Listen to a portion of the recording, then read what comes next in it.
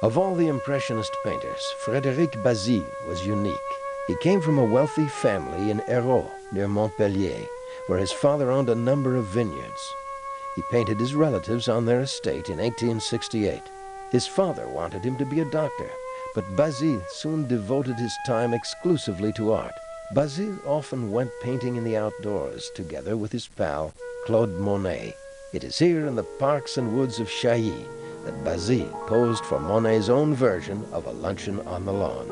With the money that his father lent him, Bazille could afford the unprecedented luxury of his own studio. Of course, he opened it to all his friends. This is a reconstruction of the studio which Bazille occupied in 1870 on the Rue des Condamines, a favorite hangout for many starving artists, as we'll find out, particularly Monet.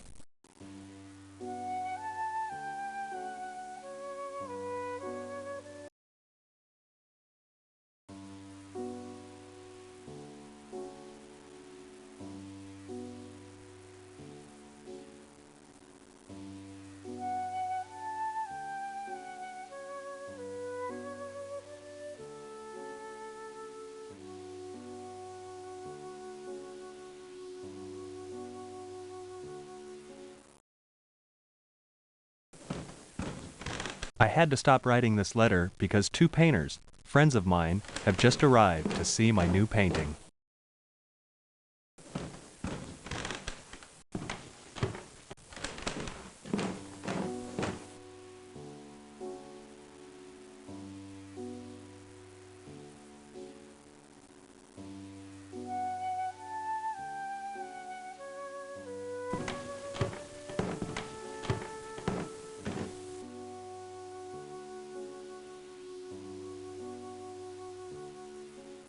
So I've amused myself by painting the interior of my own studio with my friends.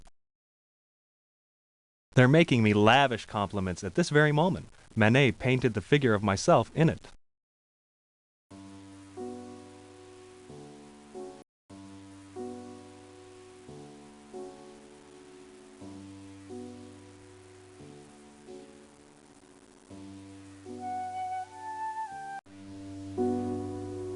The quest for snapshots of everyday life, light, atmosphere, reflection, simply nature the way we saw it, was not limited to painters alone. Such realism was also felt in the music of several contemporary composers like Claude Debussy, Maurice Ravel, and Erik Satie. In Montmartre, music and art were closely intertwined. Degas was fond of painting musicians at the opera. Manet's Dutch-born wife, Suzanne, was a concert pianist and a close friend of Emmanuel Chabrier. Bazille's piano was often played by a composer and critic, Edmond Maître. Perhaps Maître once played the Gymnopédie, composed by Erik Satie.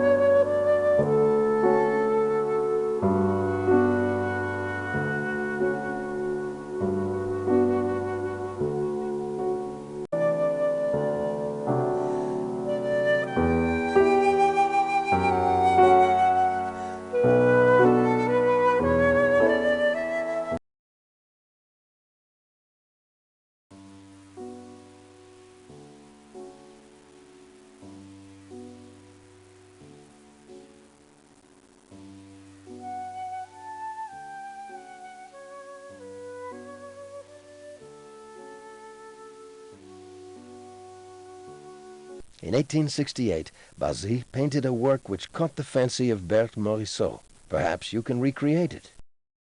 Une petite fille, a young girl in this very bright dress, sitting in the shadow of a tree, and behind her the outline of a village.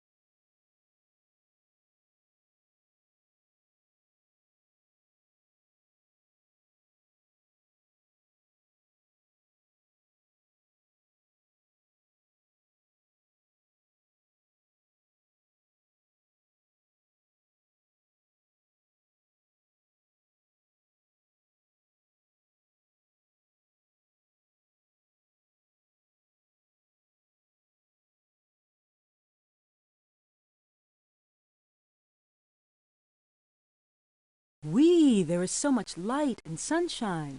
He tried something that we all have attempted so often, to paint a portrait en plein air, under the bright sky, and I think he succeeded.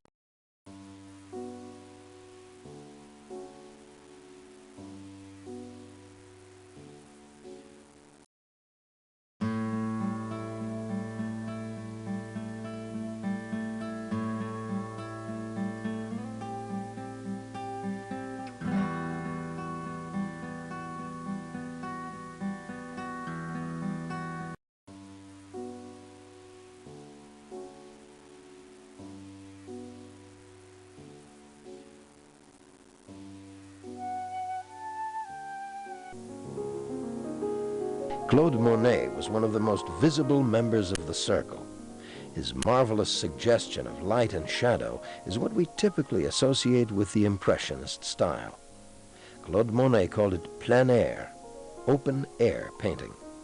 One of his first signature pieces was Impression Sunrise, painted in 1873. The title inspired one hostile critic to coin the word Impressionists, hoping to ridicule the movement. But the artists would wear the title as a badge of honor. Monet would travel along the River Seine and near the coast, always in search of the perfect balance of light, reflection, and color. Having spent most of his life in poverty, he finally began to enjoy success in the 1880s. In 1883, he bought a house in Giverny, where he would spend the rest of his life. From then on, his interest would shift from light to pure effects of color. Honfleur, July 15th, 1864. My dear Basile, I spent my time wondering what I could have possibly done, being cooped up in Paris. Here, my friend, everything is beautiful.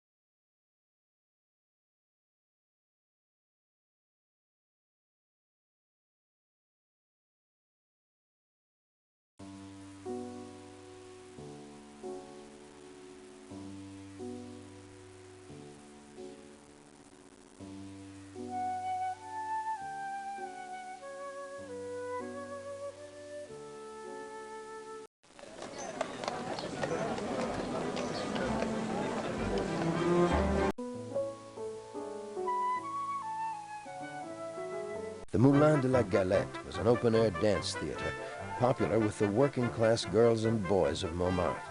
Especially on Sunday, the young crowd would work their way up the hill to dance the afternoon away, close to the windmill, which was used during the week to grind iris roots for perfume. Van Gogh would come up here as well, enjoying the view from the hill, the Butte Montmartre.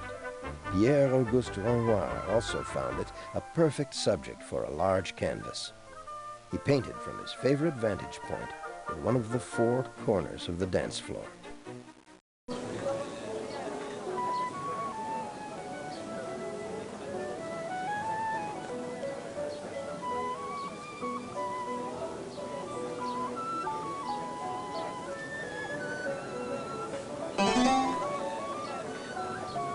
Pierre-Auguste Renoir had worked as an apprentice to a porcelain maker. It gave him a unique talent for blending soft-tinted, sensuous colors and luminous tones.